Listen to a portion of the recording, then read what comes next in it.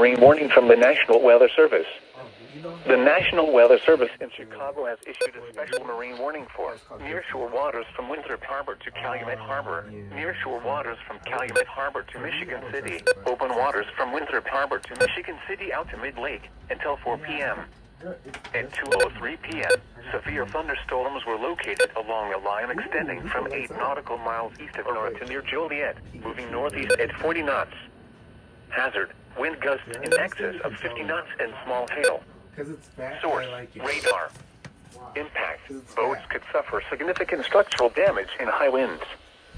Small craft could capsize in suddenly higher waves.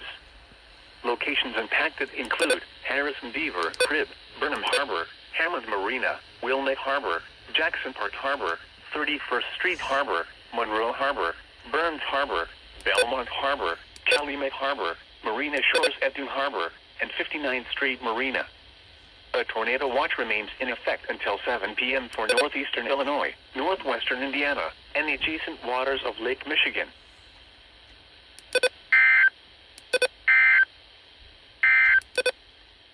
This is NOAA's Weather Radio, K West 039 Chicago.